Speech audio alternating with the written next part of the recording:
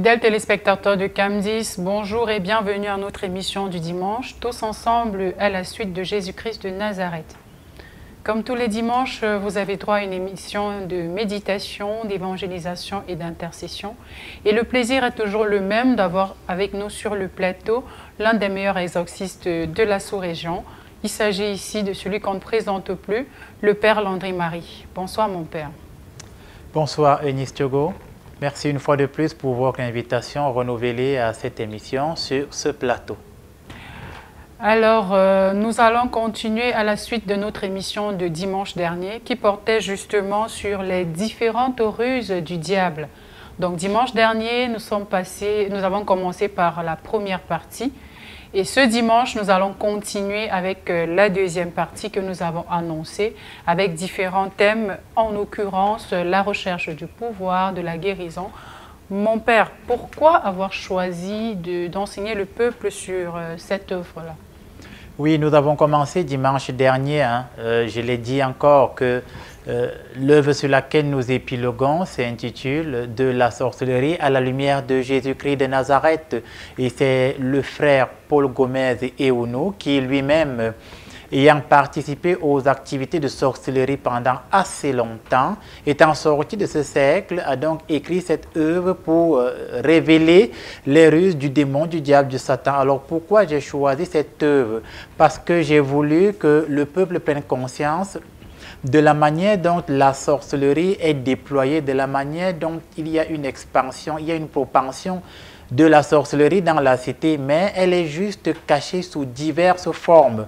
En fait, le choix a été précis juste pour révéler les différentes formes cachées sous lesquelles la sorcellerie prolifère dans la vie sociale, dans la vie ecclésiale et dans tous les autres aspects de notre vie. Donc j'ai bien voulu prendre cette œuvre comme soubassement afin véritablement que les gens prennent conscience que la sorcellerie, je l'ai dit, est hyper présente dans le quotidien, seulement elle change de forme en fonction des pays, des cultures, des langues et de l'habitus de la population. Voilà pourquoi j'ai choisi cette œuvre. Voilà.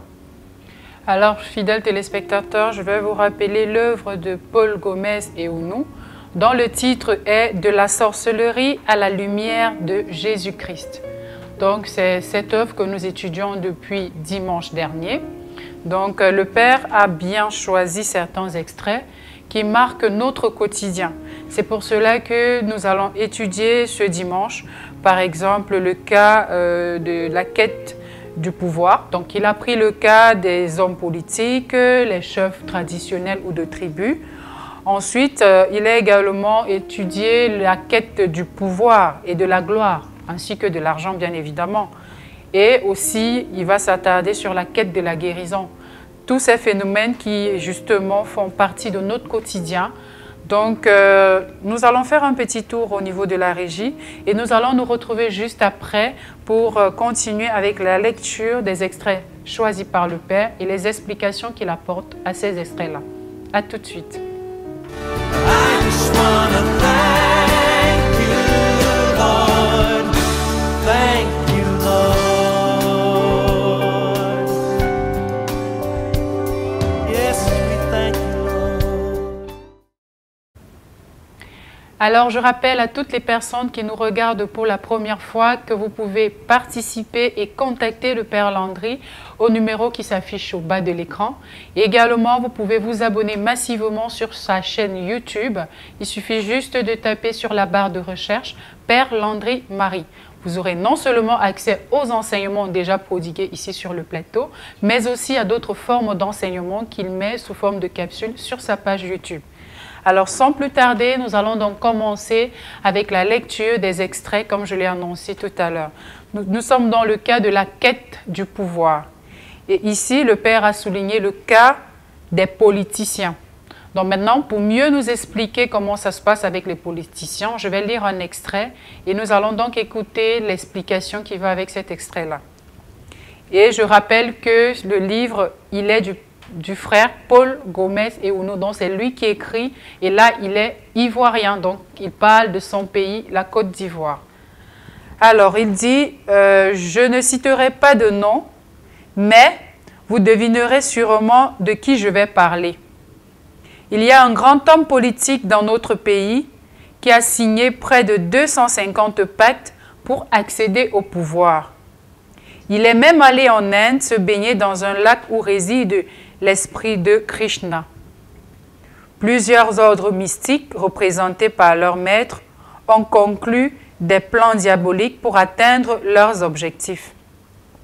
Alors mon père, quand on écoute cet extrait, on essaie de voir jusqu'où un homme politicien peut aller parce qu'il est à la quête du pouvoir. Pourquoi cette envie insatiable-là, mon père? Oui, alors, parce que c'est lié à la nature humaine. Voyez-vous, dans les débuts du livre de la Genèse déjà, on se rappelle qu'une des choses qui a été incitatrice du péché originel est le fait que le démon, le diable, Satan, sous forme de serpent, pour ceux qui vont lire Genèse 1, 2 et 3, voilà, c'est la faute originelle avec Adam et Ève. Et on se rend compte que le démon sous forme de serpent va venir faire croire à la race humaine que eux également, ils peuvent être comme des dieux. D'où la désobéissance. La désobéissance advient à partir du moment où l'être humain a cru qu'il peut être comme Dieu. Et être comme Dieu ici pour les hommes politiques ou alors les politiciens, c'est arriver à assujettir ou à endormir le peuple. Et le frère Paul Gomez, vous l'avez dit, qui est un ancien sorcier qui a participé à ces choses, il rappelle donc que dans son pays, la Côte d'Ivoire et dans la sous-région d'Afrique de l'Ouest, il rappelle qu'il y a eu donc un homme politique qui, pour avoir assez de pouvoir, donc pour assujettir le peuple, pour endormir le peuple, pour écraser les gens, il est allé chercher des pouvoirs en Inde auprès de la déesse Krishna. Lorsque vous êtes prêtre ou alors lorsque vous êtes dans un séminaire, un bon séminaire, il y a une matière, nous au séminaire, qu'on appelle la théodicée. Et la théodicée, c'est les principes de base de la haute métaphysique qui étudie la problématique du bien et du mal. Et en théodicée, vous étudiez par exemple la problématique des religions. Et dans la problématique des religions, nous, on a étudié la philosophie qui est déployée dans la religion indienne, justement. Donc je comprends très bien que le frère veut nous faire comprendre qu'effectivement, les hommes politiques vont se lier avec beaucoup de mauvaises choses pour pouvoir écraser le peuple parce que c'est leur désir ardent. Voilà ce que je pouvais apporter comme éclairci par rapport à la question que vous m'avez posée. D'accord, merci mon père pour votre intervention. Alors, l'auteur du livre va expliquer en fait un cas de figure qu'il a vécu personnellement, dont je vais lire. Il dit « En février 1994, je fus contacté par un grand politicien de notre pays pour un contrat qui devait durer 3 ans. Mon rôle ici était de provoquer des accidents afin de recueillir le sang. Dans le monde invisible, le sang et le sperme servaient à produire de l'argent. Il existait une usine dans la mer au bord de la ville de San Pedro, où se faisait cette transformation.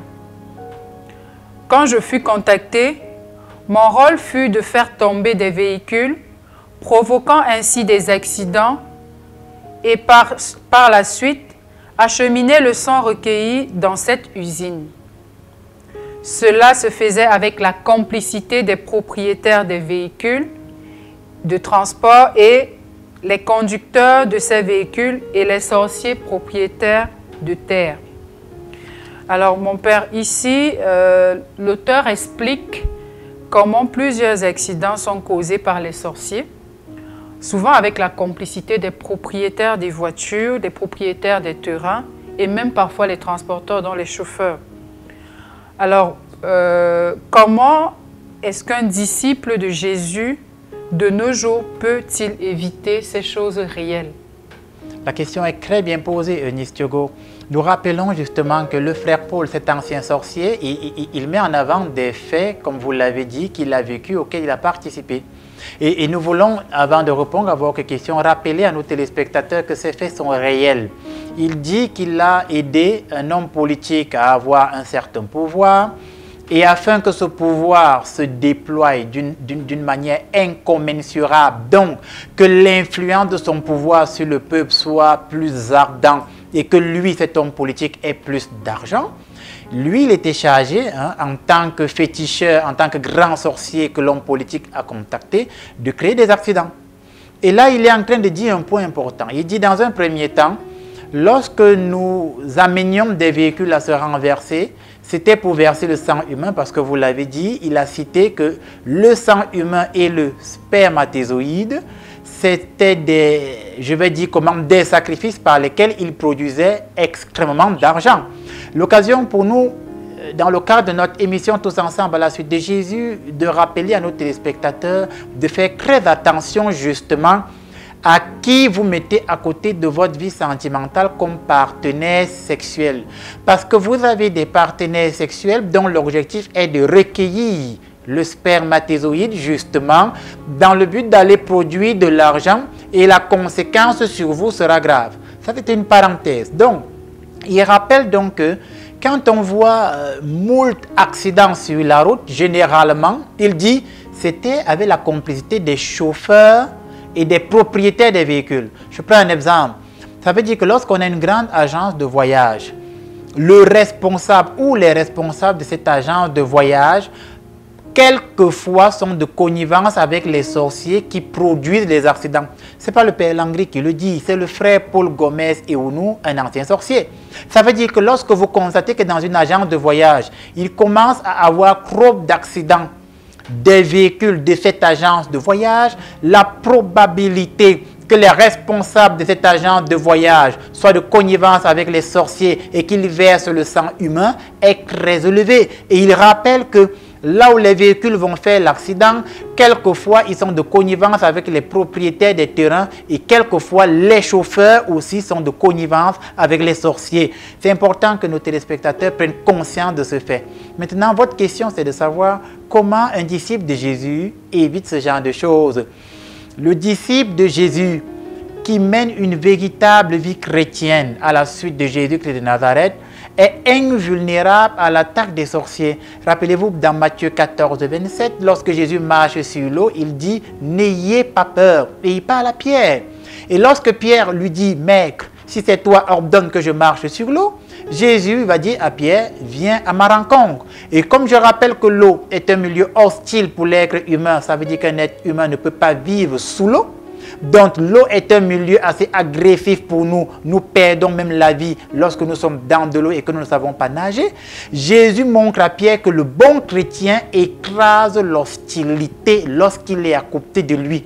C'est pourquoi Pierre marche sur l'eau. Donc le bon chrétien écrase le sorcier et la sorcellerie à partir du moment où il reste à côté de Jésus-Christ de Nazareth. Donc le bon chrétien doit rester à côté de Jésus dans la prière. Et ce n'est qu'avec la prière que justement nous allons éviter ce style d'attaque ou alors que ce style, je vais dire, de maléfice, de sort n'auront aucun effet sur nous les chrétiens et sur vous les chrétiens qui regardez cette émission. Voilà un peu quelques éclaircies à votre question. Merci mon Père pour tous ces éclaircies. Alors toujours dans la quête du pouvoir, là le frère Paul Gomez Eounou prend le cas des chefs de village ou de tribus. D'accord. Voilà. Et dans le cas des chefs de village, il dit « Je fus contacté par un féticheur résidant en Guinée pour l'attribution des puissances à un patriarche habitant la région de Danané.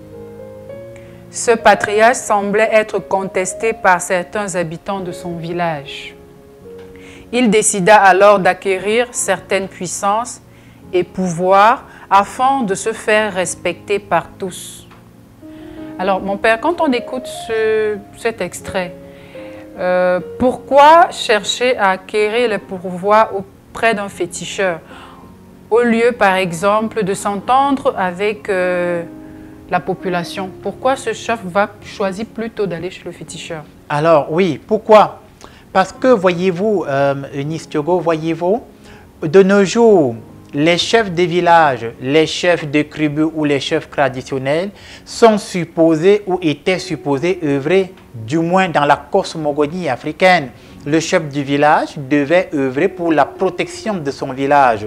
Mais force est de constater que de nos jours, avec le changement de mentalité, aujourd'hui, les chefs des villages ne veulent plus pour la protection de leurs ouailles. Parce que le chef des villages ou le chef des tribus était comme un papa chez qui tout le monde pouvait aller trouver un refuge. Et donc, il allait déployer, je vais dire comme ça, son pouvoir traditionnel pour protéger le village.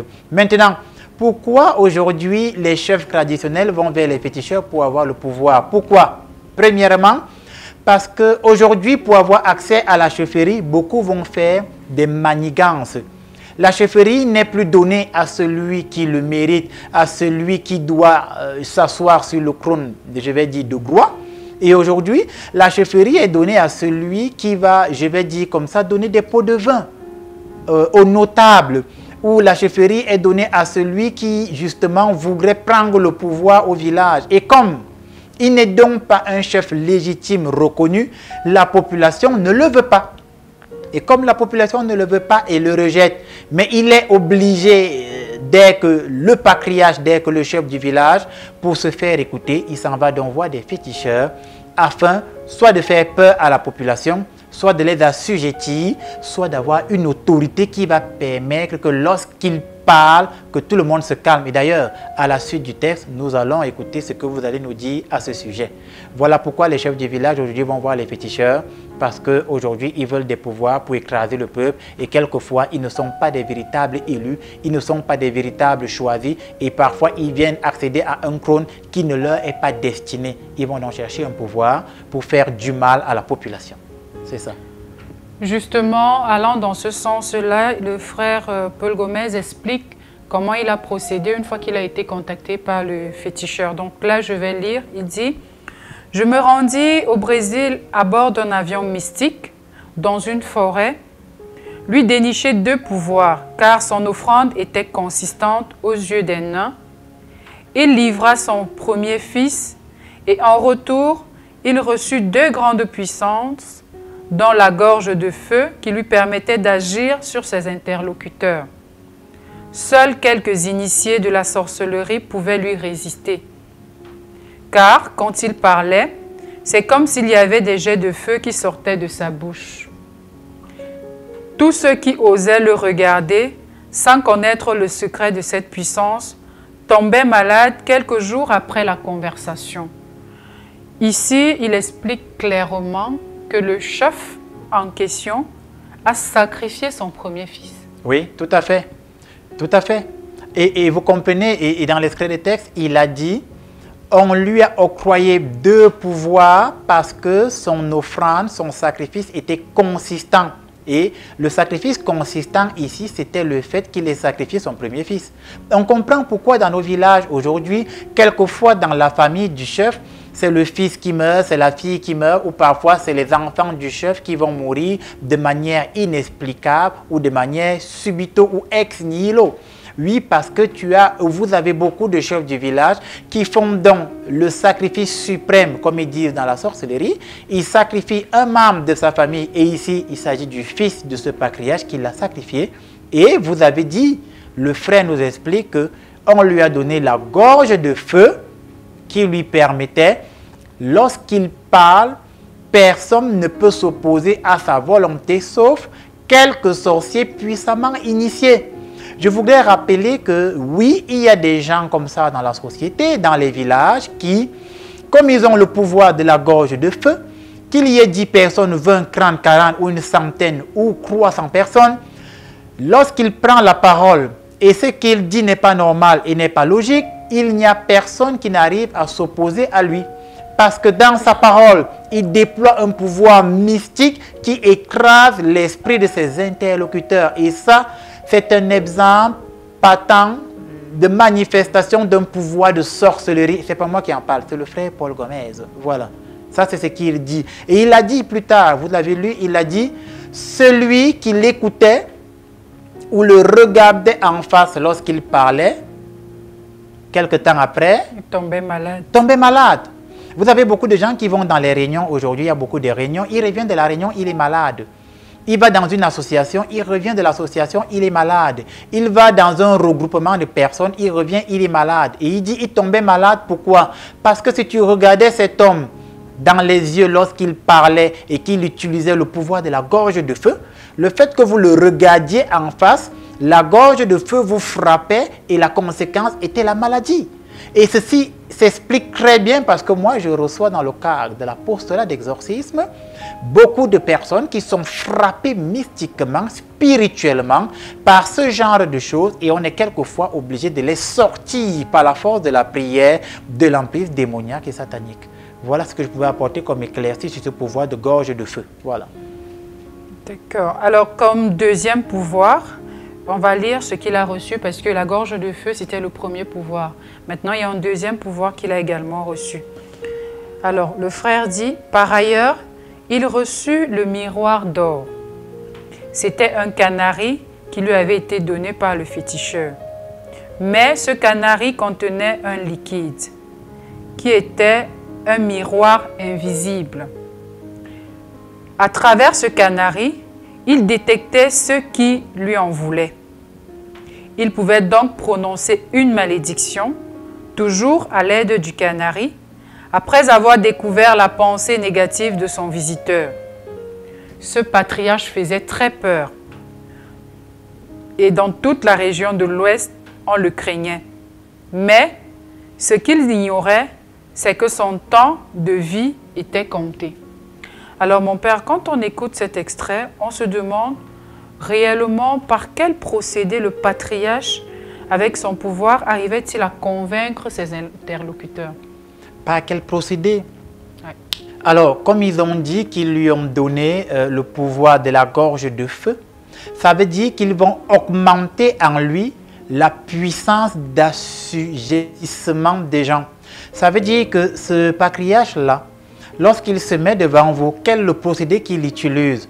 Son esprit s'élève au-dessus de tous vos esprits. Et comme son esprit s'élève au-dessus de tous vos esprits, c'est comme une ombre ténébreuse que son esprit déploie dans toute l'assemblée. Et cette ombre ténébreuse fait en sorte que vos esprits à vous se sentent apeurés, se sentent tout petits et vos esprits, je vais dire, se retractent. C'est un peu comme dans le règne animal. Lorsque le prédateur arrive, les proies fuient ou se cachent. Donc, vos esprits le perçoivent ou perçoivent son esprit à lui comme le prédateur et vos esprits se font tout petits et se cachent à l'intérieur de vos corps.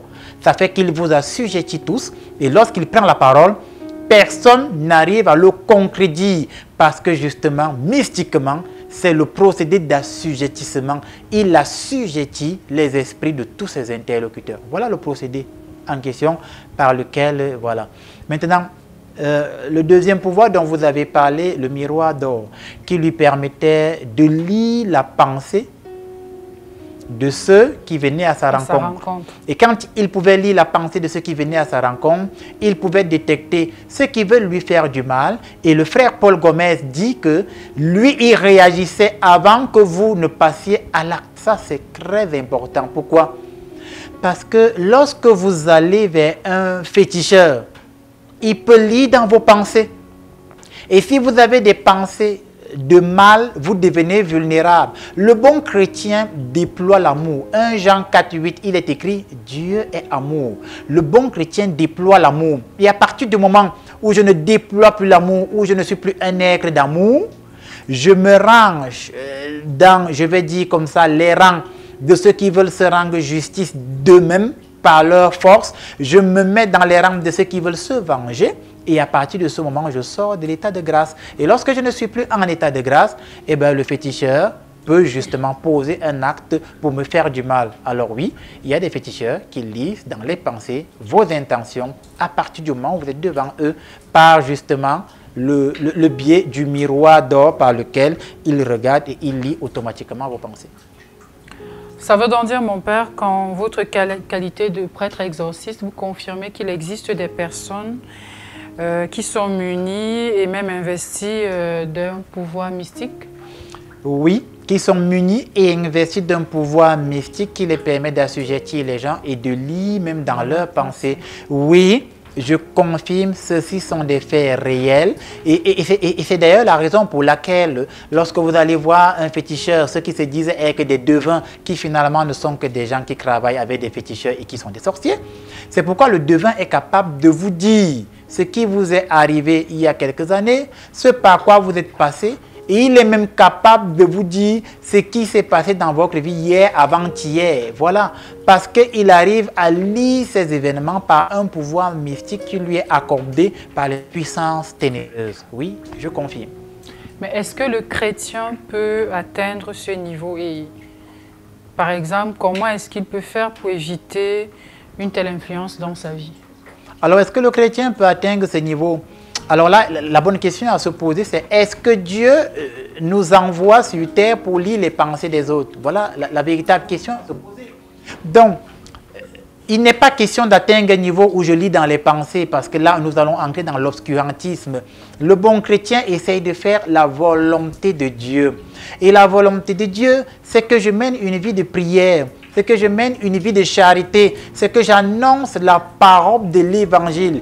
Ça, c'est la volonté de Dieu. Et si je fais ça, l'Esprit Saint vient en moi. Maintenant, une fois que l'Esprit Saint est en moi, l'Esprit Saint peut me donner des inspirations divines qui seront comme des intuitions par lesquelles je saurai si des gens veulent me faire du mal, si des gens sont en train de préméditer mon mal, si des gens sont en train de préméditer de me faire chuter ou trébucher. L'Esprit Saint peut me donner des inspirations ou même des révélations à l'intérieur de moi, mais ce ne sera pas un pouvoir de lecture dans les pensées comme veut nous faire croire, je vais dire, les sorciers et les féticheurs. Donc le bon chrétien vit pour faire la volonté de Dieu et il n'essaye pas d'abord de lire dans les pensées de ses interlocuteurs.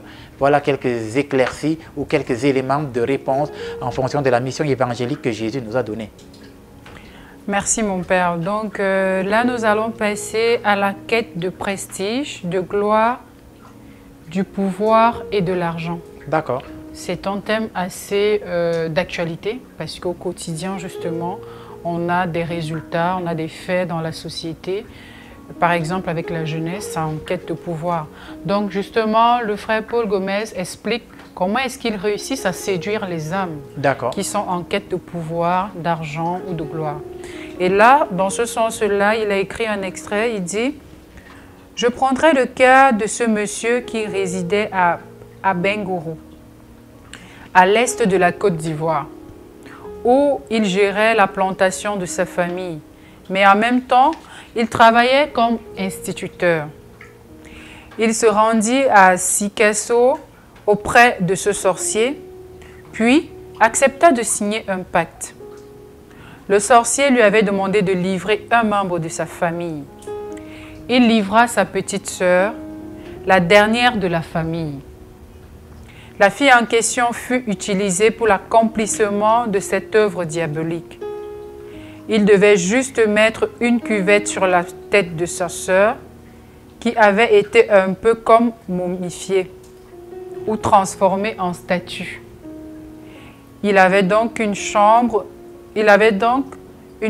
sociale dans laquelle se trouvait sa sœur transformée en statue avec une grosse cuvette sur la tête.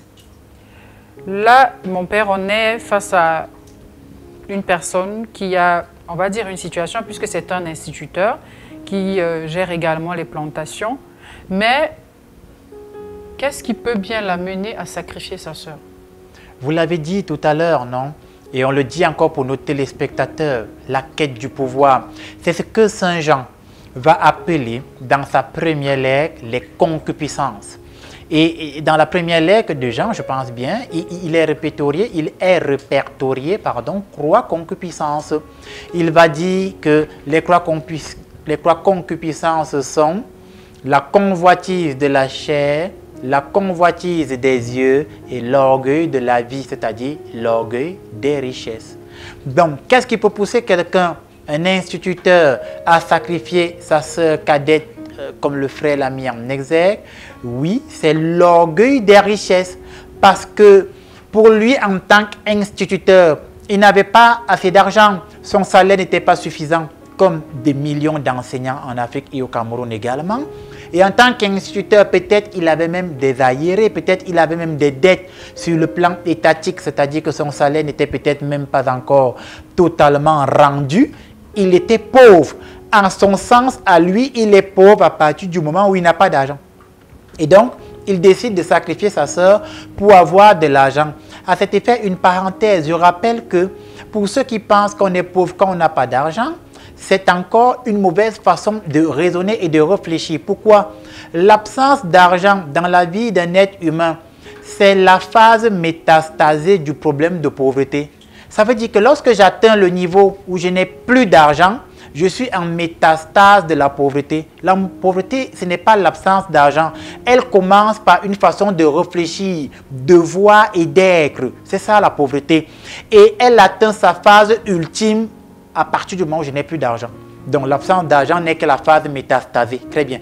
Donc cet instituteur qui n'a donc pas d'argent, il identifie l'absence d'argent à de la pauvreté et c'est pourquoi il sacrifie sa sœur cadette parce qu'il veut avoir de l'argent car dans la société aujourd'hui, force est de constater que ceux qui ont l'argent semblent être mieux respectés que ceux qui n'en ont pas.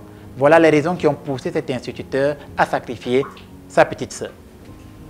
Alors le frère Paul continue en expliquant quel était on va dire quoi, l'aboutissement de son sacrifice, qu'est-ce qui s'est passé après. Oui. Donc là il dit, le pacte disait que chaque mois, précisément le 13, il devait recevoir une somme de 10 millions. Mon rôle était de faire transporter par mes sujets, qui me suivaient à tout moment, l'argent que je prenais chaque vendredi nuit, au bord de la mer, dans les environs de San Pedro. Puis, je l'acheminais à Abengourou, dans la cuvette posée sur la tête de sa jeune sœur, statue. La portée disparue, la jeune femme, dans le monde réel, était considérée comme folle et portée disparue. Le monsieur, par contre, recevait chaque 13 du mois une somme de 10 millions qu'il devait tout dépenser avant la prochaine livraison. Mon père, ici, après avoir sacrifié sa sœur, en fait, on a dit dans la chambre, elle était comme une statue momifiée avec une cuvette. Mais apparemment, dans la vie réelle, c'était plutôt une folle. Ça veut dire qu'elle continue à vivre, mais dans les conditions de folie. Est-ce à dire que les différents fous qu'on rencontre dans la société peuvent être le fruit d'un tel sacrifice? Oui, c'est exactement ça. C'est vrai que ça peut choquer plus d'un et pour ceux qui sont sur le plan médical, ce sera de l'ordre extra-entendement. Ça veut dire que pour ceux qui sont sur le plan psychanalytique et psychologique, ils vont trouver que dans l'ordre de l'entendement médical, ça ne s'explique pas. Mais dans l'ordre du préternaturel, ça s'explique très bien. Alors oui, quand il dit ou quand on explique qu'il a sacrifié sa sœur, et ça ne signifie pas qu'elle est morte physiquement, mais spirituellement, elle a été captivée et son esprit a été momifié de telle sorte que physiquement, elle était perçue et vue comme une folle qui se baladait dans tous les sens, mais son esprit et son âme produisaient de l'argent que son frère utilisait. C'est ça que le frère dit. Alors oui, pour votre question, est-ce à dire que la plupart ou parmi les fous et les folles que nous rencontrons en route, il y en a qui sont frappés par les forces ténébreuses? Oui, effectivement, il y a des cas de folie qui sont la conséquence des actes de sorcier dans la vie de la pauvre personne. Et dans la plupart des cas, c'est des gens qui ont le même sang que la personne, qui l'ont sacrifié. Et donc, oui, la personne devient folle, alors que spirituellement, elle produit de l'argent, ou alors spirituellement, elle donne un pouvoir mystique à son sacrificateur. C'est un peu ça qu'on peut expliquer. Voilà. D'accord. Alors, il continue en expliquant que dans la vie réelle, on le voyait très riche. Mais en réalité, par ce pacte, il venait de livrer toute sa famille. À la suite de ce pacte, pratiquement chaque année, un membre de sa famille mourait. Je ne vous dis pas quel genre de funérailles était organisé chaque fois qu'il perdait quelqu'un.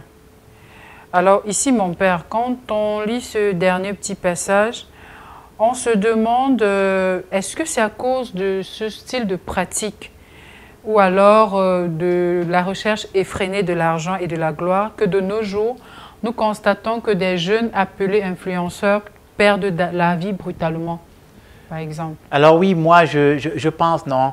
Je pense que beaucoup de jeunes qui se disent être des influenceurs perdent la vie à cause de ce genre de pratique, c'est-à-dire qu'ils acceptent des pactes, ils acceptent des conditions ténébreuses pour avoir justement de l'argent. Et il ne sait pas qu'en acceptant ces conditions ténébreuses, lui-même, on lui donne un timing limité pour sa propre vie. Et comme sa vie devient donc limitée, à la fin du timing qui est donné pour sa vie, il décède. Mais oui, il aura de l'argent. Oui, il aura une certaine gloire et oui, il aura de l'influence. D'ailleurs, d'où leur nom, les influenceurs, d'où leur nom. Il aura justement une certaine influence, mais cette influence sera soit de courte durée, soit très limitée, soit la conséquence de la dite influence, de la dite gloire, sera tout simplement la perdition, la mort de son âme et de sa propre vie. C'est à cause de ce style de pratique et c'est pourquoi nous voulons éveiller nos téléspectateurs justement, pour ceux qui nous regardent, pour qu'ils comprennent que le plus important dans la vie chrétienne n'est pas d'être un influenceur ou une influenceuse. Le plus important, c'est de faire la volonté de Jésus-Christ de Nazareth. Le plus important, c'est de vous éloigner du péché sous toutes ses formes. Le plus important, c'est que vous preniez votre souffrance et que vous la mélangez à celle du Christ. Parce que lorsque vous mélangez votre souffrance à celle de Jésus, votre souffrance devient belle. Et comme l'apôtre Paul a dit, car lorsque je suis faible, c'est alors que je suis fort. Et ainsi, vous deviendrez fort dans la souffrance parce que Dieu vous élèvera finalement, parce que Dieu fera de vos combats, ses combats, de vos ennemis, ses défauts, de vos ennemis, ses ennemis, comme c'est écrit dans le livre de l'Exode, chapitre 14, verset 14. Voilà, c'est ça. Alors, mon père, après avoir étudié les différents cas de quête de pouvoir, ici, le frère Paul Gomez nous démontre clairement que tout pouvoir ne vient pas de Dieu. Pourtant, ce n'est pas ce qu'on nous enseigne. Oui. On sait que d'habitude, tout pouvoir vient de Dieu, mais là, il nous démontre que tout pouvoir ne vient pas de Dieu. Alors, ceux qui démontrent que tout pouvoir vient de Dieu, je crois qu'ils veulent dire que le bon pouvoir vient de Dieu. Je pense que lorsque les Saintes Écritures disent que tout pouvoir vient de Dieu, il faut encore bien interpréter les Saintes Écritures. C'est pourquoi j'avais dit ici que l'interprétation de la Bible demande quand même un certain niveau intellectuel. Et donc, quand on dit tout pouvoir vient de Dieu, c'est pour dire le bon pouvoir vient de Dieu. Et le bon pouvoir est celui que Yahvé, Dieu lui-même te donne. Lorsque c'est Yahvé Dieu qui te donne le pouvoir, alors ce pouvoir est bon et il te donne la force de le déployer selon sa volonté, selon ses principes et selon les prescriptions évangéliques pour la gloire de, je vais dire comme ça, pour le salut de la multitude et pour la gloire de Dieu. C'est ça. D'accord, merci pour toutes ces précisions. Nous allons prendre un cas assez frappant dans la société. Je pense même, mon père, dans votre ministère des exorcistes, ce sont des cas que vous rencontrez de plus en plus. Ici, le frère a étudié la quête de la guérison. D'accord. Et pour analyser la quête de la guérison, il a pris deux exemples. Des personnes qui vont lier leur âme au diable parce qu'elles cherchent la santé. Oui. En fait, elles ne cherchent pas le pouvoir, elles ne cherchent pas l'argent, elles ne cherchent pas la gloire, encore moins l'influence, elles cherchent la guérison. Oui. Comment est-ce que c'est possible qu'en cherchant la guérison, on se retrouve lié par un pacte au diable? Oui. Donc, pour nous l'expliquer, je vais lire l'extrait. Voilà, il dit « J'exerçais ma fonction de chef de mission quand je reçus un appel d'un guérisseur de la région de Bandoukou. Il y avait un homme de la région d'Aboisseau qui souffrait d'un grand mal de poitrine. Il toussait, crachait du sang et selon les examens médicaux, il souffrait de la tuberculose à un niveau très critique. Ici, comme je viens de le dire, c'est quelqu'un qui est malade et à l'hôpital, on a diagnostiqué un mal. Et comment fait-il pour se retrouver chez un féticheur? Parce qu'il est dans le désespoir. Comme la plupart des gens qui sont malades, la plupart de nos frères et sœurs qui sont malades se retrouvent dans le désespoir. Et comme elles se retrouvent dans le désespoir, elles voient que leur état de santé se dégradant et n'allant que de mal en pire, va les conduire inévitablement à la mort. Elles se retrouvent dans le désespoir et elles cherchent la guérison par tous les moyens. Et à partir du moment où je cherche la guérison par tous les moyens, je commence à voir Jésus comme le guérisseur. Je ne vois plus Jésus comme le sauveur, je le vois comme le guérisseur. Et quand je vais vers le prêtre, le pasteur, il prie sur moi, je ne trouve pas la guérison parce que dans ma tête, Jésus est le guérisseur, il n'est plus le sauveur. Je suis donc prêt à aller n'importe où pour avoir la guérison à tout prix parce que je suis dans le désespoir. Et le bon chrétien ne se laisse pas aller dans le désespoir. Le bon chrétien garde la foi. Oui, le bon chrétien garde la foi en Jésus-Christ. Et le bon chrétien croit que même si aujourd'hui je meurs physiquement, spirituellement, je vivrai à côté de Dieu tant que je fais sa volonté. C'est ça. Dans la suite, il va donc expliquer comment ça s'est passé. Donc, on va écouter. Alors, vous savez que dans ces derniers temps, quand vous souffrez de la tuberculose, on vous soupçonne également d'avoir le virus du sida. Ayant accueilli son hôte, le guérisseur dans l'invocation des esprits, prononçait mon nom et en quelques minutes, j'étais à ses côtés pour m'enquérir des nouvelles.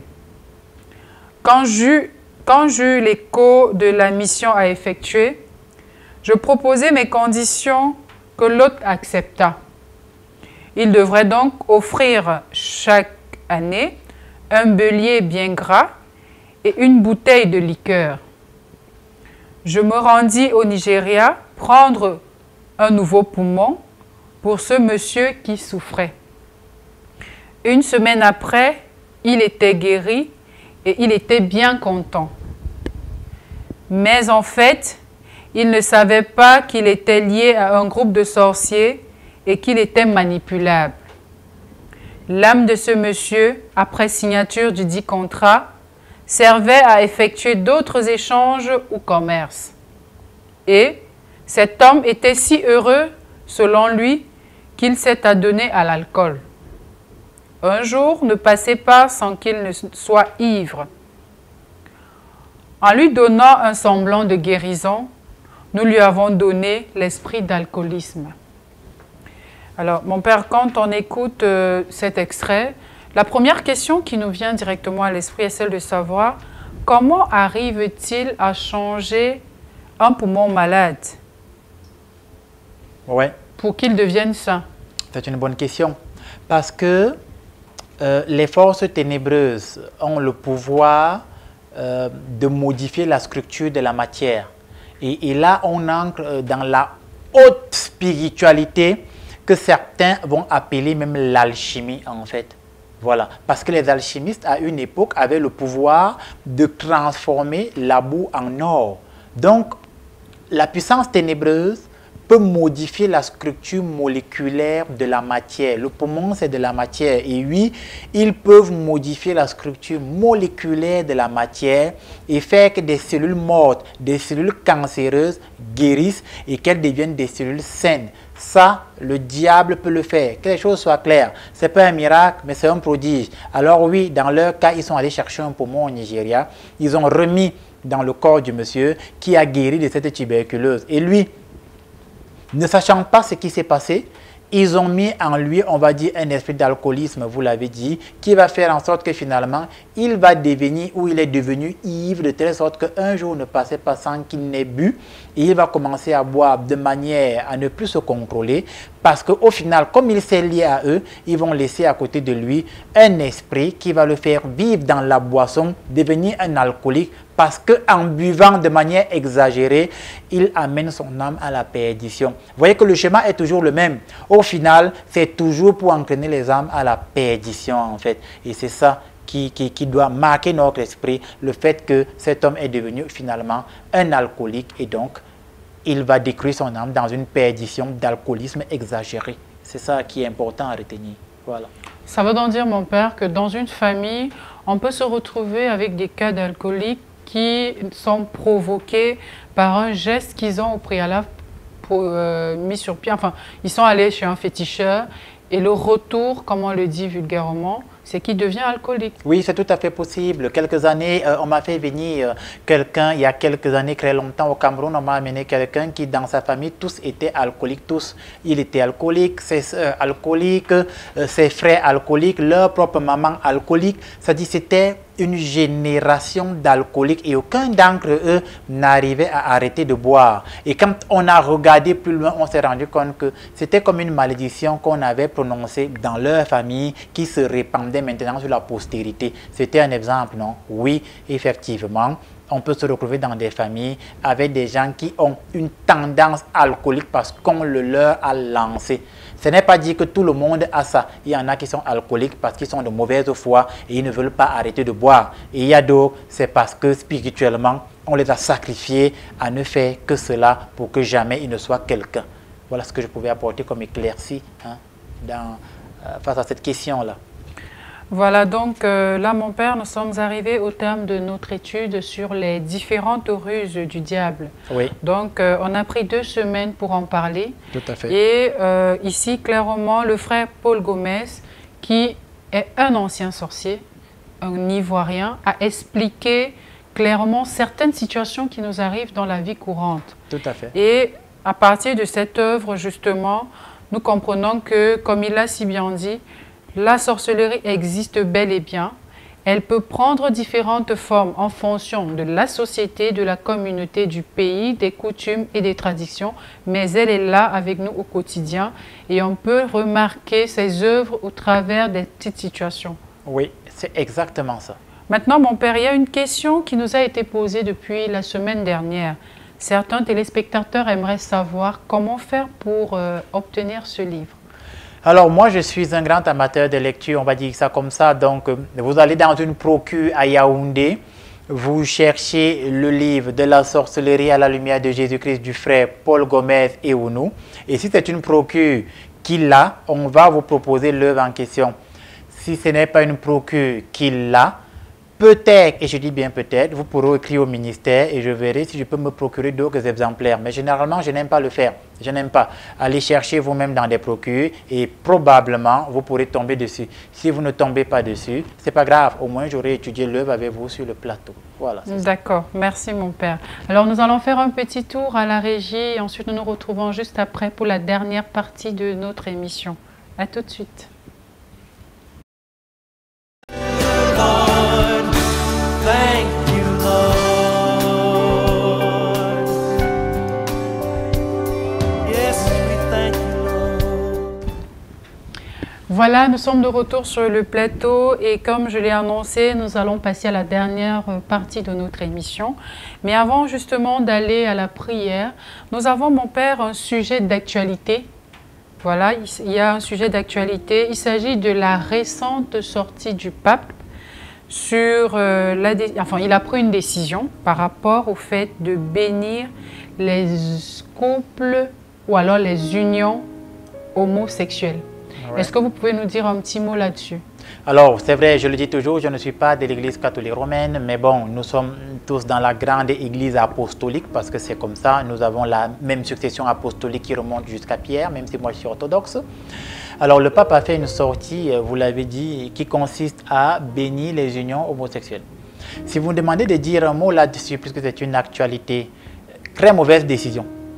Moi, que les choses soient claires. Que les choses soient claires, c'est une très mauvaise décision. Et c'est pourquoi dans l'orthodoxie, vous ne verrez jamais un patriarche, c'est-à-dire un évêque orthodoxe se lever et dire ce genre de choses. Très mauvaise décision.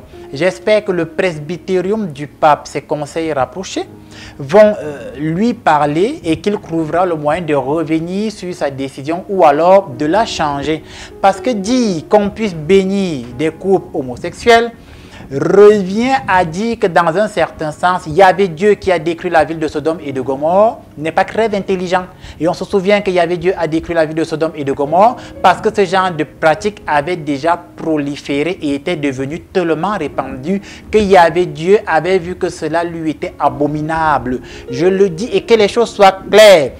c'est à cause des homosexuels, c'est à cause des lesbiennes, c'est à cause des pédérastes que Dieu a détruit la ville de Sodome et de Gomorrhe, car l'iniquité y était surabondante et cela était une abomination aux yeux de l'Éternel, parce que c'est contre nature, c'est détruire le plan de Dieu. Alors si le pape, qui est l'évêque de Rome, qui fait partie des patriarches, aussi nous on les appelle les patriarches, si il peut méditer et que l'Esprit Saint peut l'éclairer, son presbytérium le ramène sur le bon chemin, il se rendra compte que sa décision ne cadre plus avec la parole de Jésus-Christ de Nazareth. Et nous prions pour lui afin que Dieu lui inspire à revenir sur sa décision.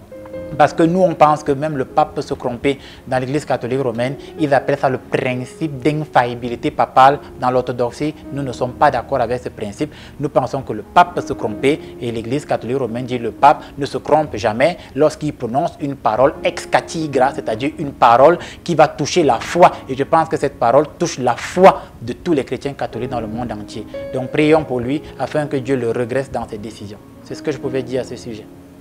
Justement, nous allons sortir par la prière. Donc, comme tous les dimanches, mon Père, nos fidèles téléspectateurs attendent ce moment qui les marque tant parce que de plus en plus, ils nous font des retours de la satisfaction, du bien-être qu'ils ressentent après la prière. Très bien.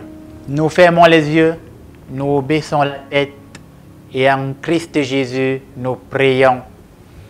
Seigneur Dieu Tout-Puissant, je te présente toutes les personnes qui ont regardé ce programme tous ensemble à la suite de Jésus-Christ, de ceux qui sont assis sur le canapé, ceux-là qui sont alités au niveau des hôpitaux, ceux-là qui ont subi des accidents provoqués par les forces ténébreuses, ceux-là qui attendent une opération chirurgicale provoquée par les forces ténébreuses et mystiques, que par le nom de Jésus-Christ de Nazareth, mon Seigneur et mon Maître, votre Seigneur et votre Maître, je commande et j'ordonne que toute activité ténébreuse dans votre maison prenne fin au nom de Jésus-Christ de Nazareth. Je commande et j'ordonne que la sorcellerie manifestée dans votre maison sous une forme cachée ou manifeste, qu'elle soit expulsée de votre maison par les anges de Dieu au nom de Jésus-Christ de Nazareth. Je commande et j'ordonne en lieu et place que toute personne qui a décidé de vous sacrifier, vous les enfants, que son sacrifice ne vous atteigne pas au nom de Jésus-Christ de Nazareth. Je commande et j'ordonne que toutes les jeunes filles qu'on a voulu sacrifier comme cette fille,